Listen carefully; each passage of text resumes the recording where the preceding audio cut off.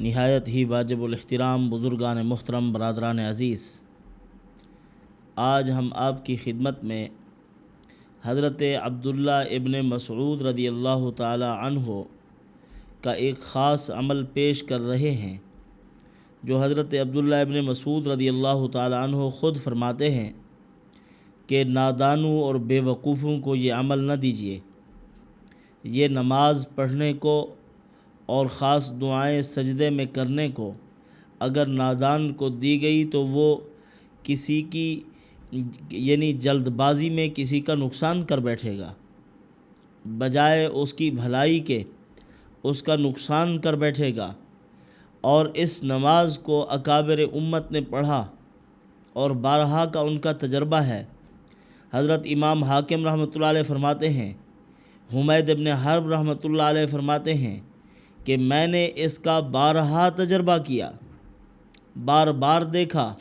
اللہ عز و جل نے اس نماز اور ان دعاؤں کی برکت سے میرے عجیب عجیب کام کیے جو اگر عالم اسباب میں دیکھا جائے تو ناممکنات میں سے ہوں کہ یہ ہو ہی نہیں سکتے، لیکن اللہ عز و جل نے وہ کام کر دیے۔ اسی طرح ابن علی دبیلی رحمۃ اللہ علیہ فرماتے ہیں، میں نے بھی اس کا تجربہ کیا اور جیسے کہا گیا ہے ویسے دیکھا ہے اور حق پایا ہے۔ امام حاکم کہتے ہیں، میں نے ابو زکریا سے پوچھا، انہوں نے فرمایا کہ میرا بھی بڑا تجربہ ہے۔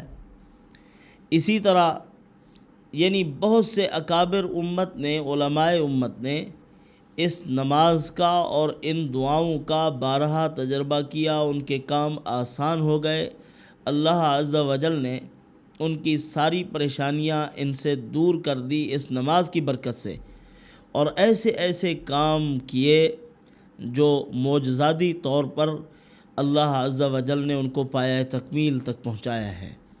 برادران عزیز، اس نماز کے لیے اور کسی عمل کو کرنے کے لیے، اس کے نتائج کو دیکھنے کے لیے اور پانے کے لیے ضروری ہے کہ ہمارا جو عقیدہ توحید ہے وہ مضبوط ہو، اس کے اندر بالکل تذبذب نہ ہو، اور نماز کے ساتھ ہماری والہانہ محبت ہو۔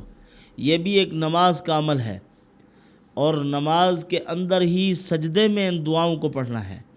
اگر کسی کی نماز سے مناسبت نہیں ہے، نماز کو ادا نہیں کرتا، فرائض کا بالکل اہتمام نہیں کرتا، تو ایسا آدمی یہ توقع نہ رکھے کہ میں جو کچھ مانگوں گا مل جائے گا۔ نماز کے ساتھ مناسبت کا ہونا ضروری ہے، اور عقیدہ بھی مضبوط ہو۔ عقیدے اور نماز کے متعلق آپ کی خدمت میں پیش کر دوں، حضرت یعقوب علیہ السلام پریشانی کے عالم میں تھے، اور اس وقت جب موت کا وقت تھا، اللہ عز و جل نے پہلے پارے میں ارشاد فرمایا ہے کہ جب ان پر موت کا وقت طاری تھا تو کیا آپ اس وقت موجود تھے؟ نہیں تھے۔ اللہ نے بتایا اور وحی کے ذریعے سے بتلایا ہے۔ وحی کا آنا، اللہ کا بتلانا نبی ہونے کی دلیل ہے، لہذا کفار و مشرکین کو حکم دیا تم میرے محبوب محمد رسول اللہ کو نبی مانو، اور یہود کو تعلیم دی کہ تمہارے آباء اجداد ہیں حضرت یعقوب علیہ السلام، ان کی خبریں محمد رسول اللہ دے رہے ہیں، تم کلمہ پڑھ لو۔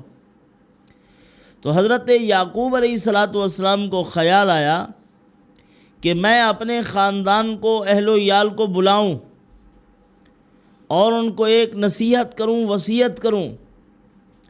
موت کے وقت اہم ترین وصیت۔ بیٹے بلائے گئے، پوتے بلائے گئے، نواسے بلائے گئے، پورا خاندان حضرت کی چارپائی کے ارد گرد آ کر بیٹھ گیا، اور حضرت نے دیکھا سب کی طرف، اپنے بیٹوں کی طرف دیکھا، اپنی بیٹیوں کی طرف، اپنے پوتوں کی طرف، ایک ایک کی طرف دیکھ رہے ہیں، اور آنکھوں سے آنسو چھلک رہے ہیں، رو رہے۔ روتے روتے اپنے بیٹوں سے پوچھا کہ اے بیٹو، مجھے ایک سوال کا جواب دو۔ سوال میرا یہ ہے، میں تمہارے کسی معاملے میں پریشان نہیں، میں یہ پوچھنا چاہتا ہوں ما تعبدون من بعدی، میرے بعد تم کس کی عبادت کرو گے؟ نبی ہے، بیٹوں نے ایک نبی کے سائے میں پرورش پائی ہے، وہی اللہ کے برگزیدہ پیغمبر اپنے بیٹوں سے پوچھ رہے ہیں جو کہ ایک نبوی گھرانے میں تربیت پانے والے ہیں، میں بیٹوں بتاؤ تم کس کی عبادت کرو گے؟ عقیدہ توحید مضبوط کیا جا رہا ہے، لیکن عقیدہ توحید کی مضبوطی کا یہ معنی بھی نہیں ہے العیاذ باللہ کہ محمد الرسول اللہ صلی اللہ علیہ وسلم کی حیات کا انکار کر دیا جائے۔ اولیاء کرام، علماء کرام، صوفیاء کرام، اللہ کے پیارے بندے، ان کی موت کے بعد انکار کر دیا جائے حیات برزخی کا، یہ غلط بات ہے۔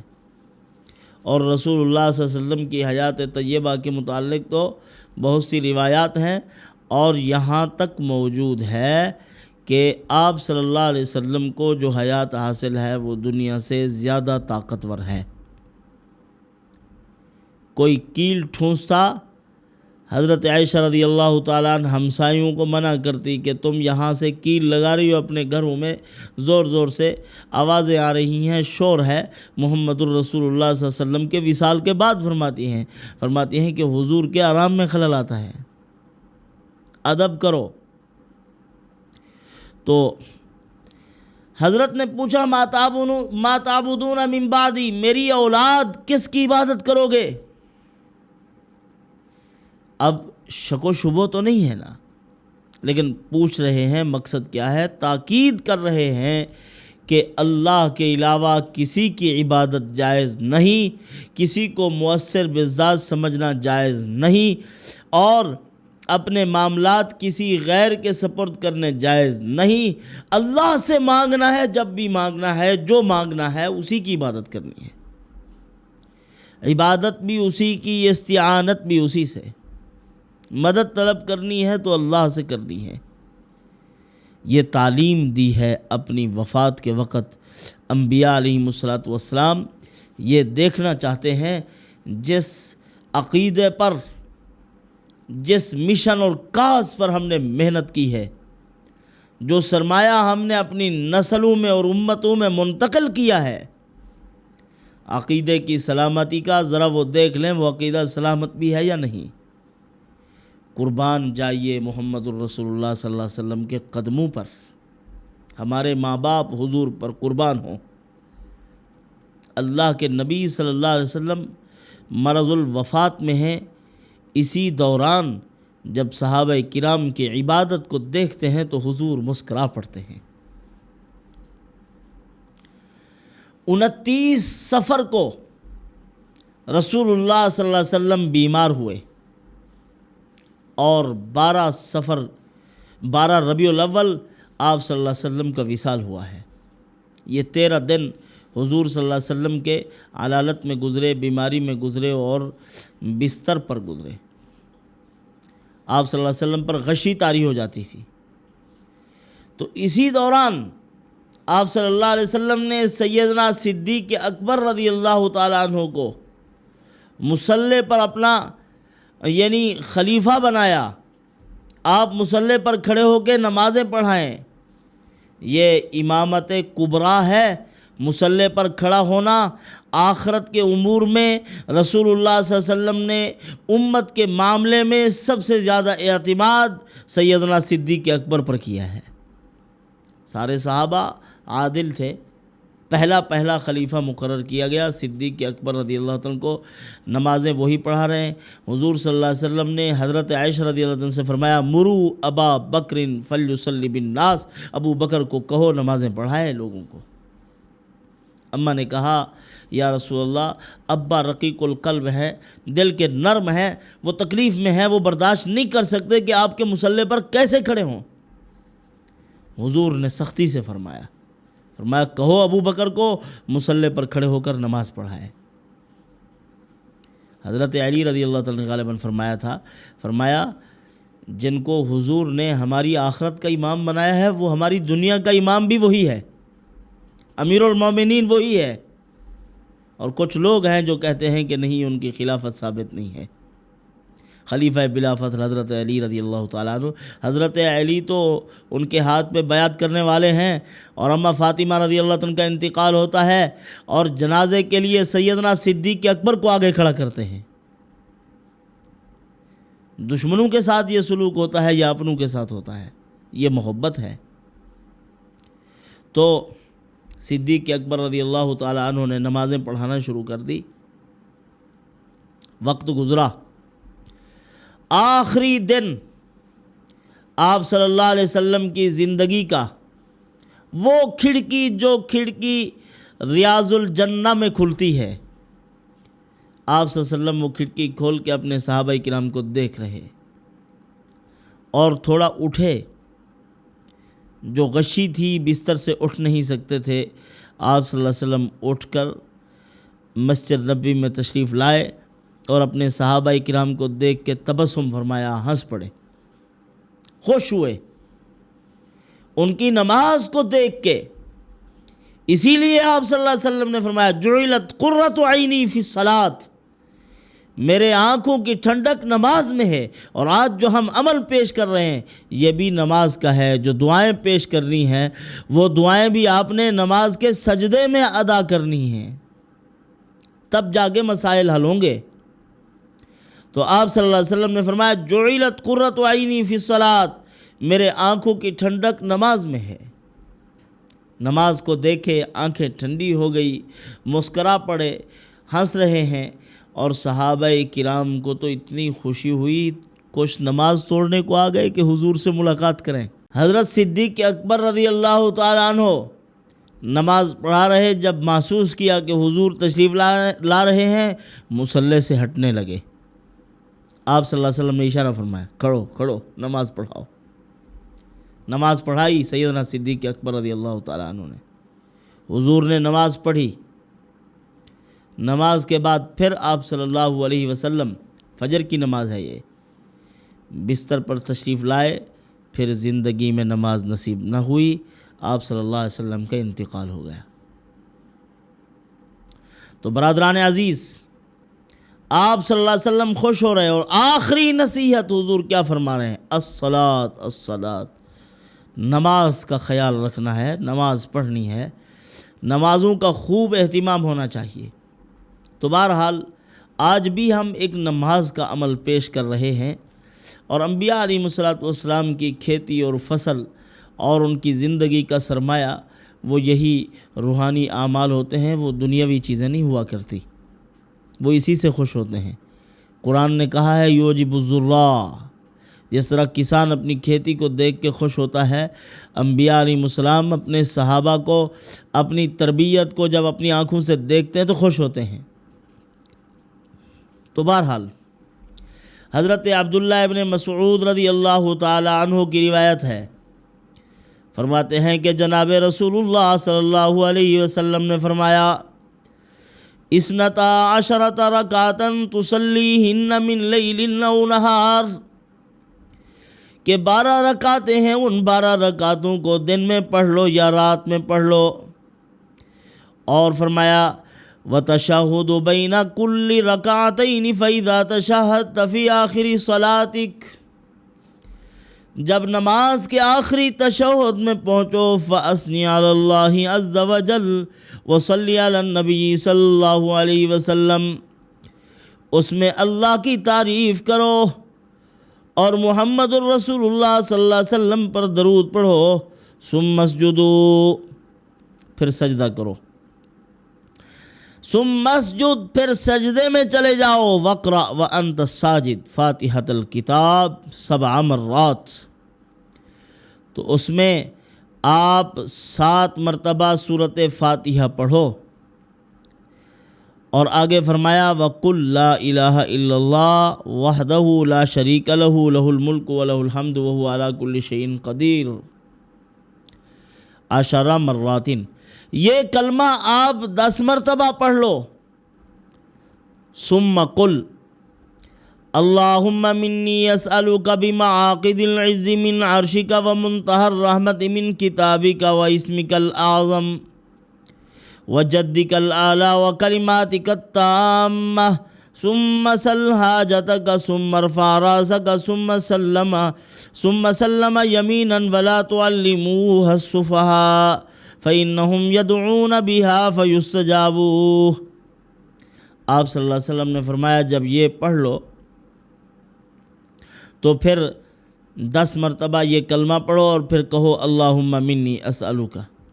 یہ دعا پڑھو بمعاقد العز من عرشک ومنتہى الرحمہ.